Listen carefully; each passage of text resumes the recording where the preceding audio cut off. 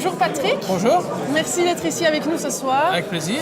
Je voulais juste savoir, que faites-vous exactement? Vous êtes professeur à l'ULB? Tout à fait. Oui. Et que faites-vous exactement dans la normalisation?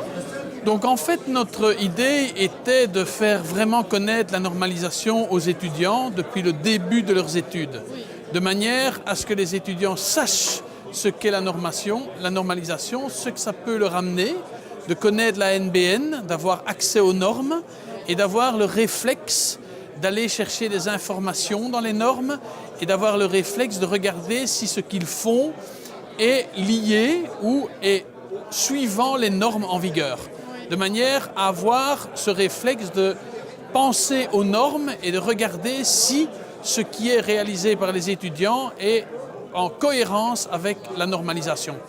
Parce que c'est quelque chose qui est trop souvent oublié et que les étudiants découvrent quand ils sont dans l'industrie, et nous estimons que c'est un peu tard dans les études, et donc nous avons essayé simplement d'introduire ça de manière à ce que ça soit un réflexe un peu de leur côté et un outil comme la littérature ou Internet ou d'autres sources sont des outils qu'ils utilisent ça comme un outil.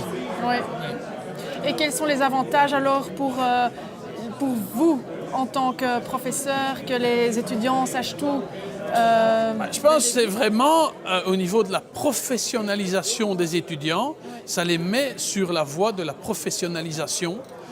Donc à côté des connaissances académiques, les étudiants sont très forts dans tout ce qui est équation, résolution d'équations, il n'y a aucun problème là-dessus.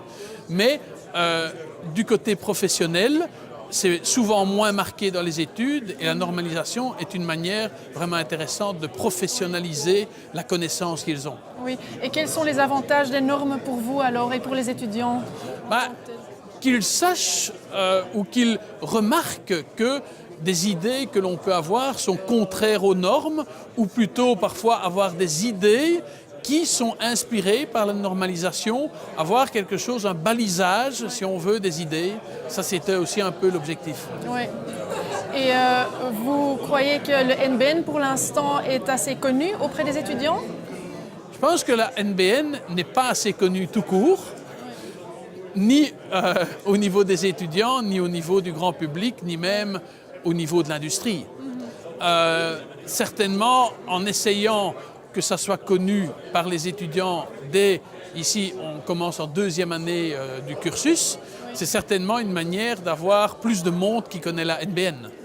Donc je crois que c'est peut-être une idée, peut-être pas essentielle pour nous, mais en tout cas ça peut aider à mieux connaître la NBN. Oui, en effet. Merci beaucoup pour cette interview. Avec plaisir.